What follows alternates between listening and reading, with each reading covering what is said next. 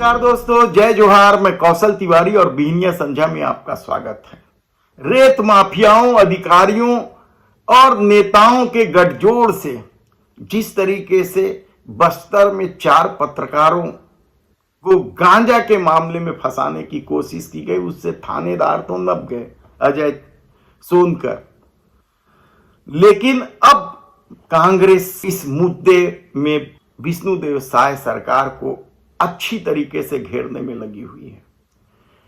पूरे प्रदेश में जिस तरीके से रेत माफियाओं का बोलबाला है और जिस तरीके से भारतीय जनता पार्टी के नेताओं की संलिप्तता सामने आ रही है, उसे लेकर कई तरह के सवाल उठ रहे हैं।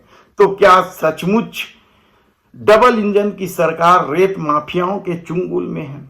यह सवाल हम इसलिए उठा रहे हैं क्योंकि पिछले दिनों प्रदेश कांग्रेस के अध्यक्ष दीपक बैज ने पत्रकार वार्ता लेकर सीधे सीधे सरकार पर मिली भगत का आरोप लगाया है।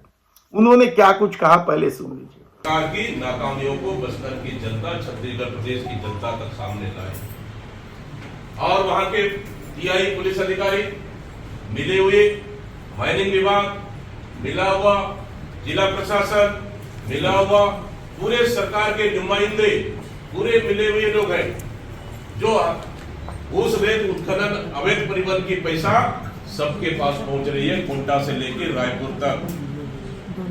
उसी कारण है कि उस निर्दोष पत्रकारों को आवाज उठाने के बजाय में कार्रवाई करने की जगह एक अपनी गाड़ी में गांजा रख दिया जाता है, गांजा केस में उसको अंदर भेज दिया जाता है। आखिर क्यों?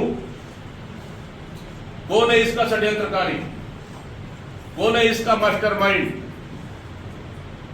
ये बस्तर की जनता देखना चाह रहा है। छत्तीसगढ़ शासन के मुख्यमंत्री और गृह मंत्री इस पे कोई भी संज्ञान नहीं लेते।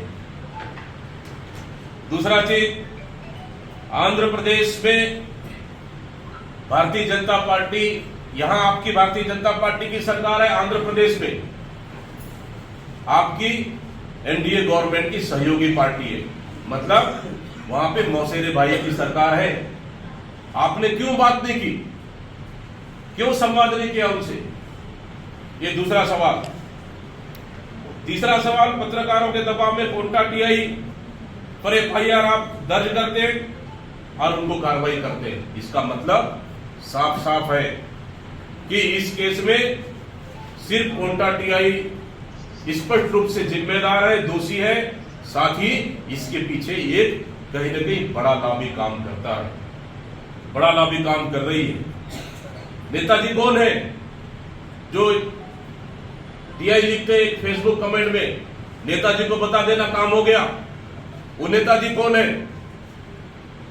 बस्तर की जनता जानना चाह रही है। आखिर किसके संरक्षण में कोटा टीआई ने इतना बड़ा कदम उठाया कि उसको गाड़ी में गांजा रख दिया जाता है और उसको फंसा दिया जाता है। आखिर होटल का सीसीटीवी फुटेज क्यों उसको डिलीट कर दिया जाता है? सवाल ये है। इसलिए आदरणीय साथियों, ये सवालों का जवाब शासन को देना चाहिए।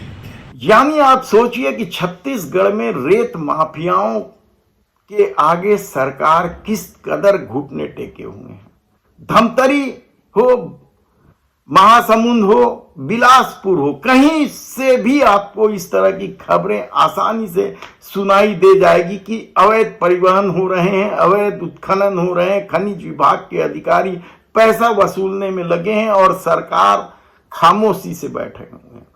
यह मामला विधानसभा में भी उठा, लेकिन सरकार ने केवल आश्वासन दिया कि रेत माफियाओं को बख्शा नहीं जाएगा। लेकिन हकीकत जिस तरीके से सामने आ रही है, वह छत्तीसगढ़ में रेत माफियाओं के बोलबाले को इंगित तो करता ही है, साथ ही पड़ोसी राज्य मध्य प्रदेश में जिस तरीके से खनिज माफिया अधिकारियों को डराते धमकाते हैं या हत्या तक कर देते हैं, क्या वैसी स्थिति छत्तीसगढ़ में आ जाएगी? देखना होगा। धन्यवाद।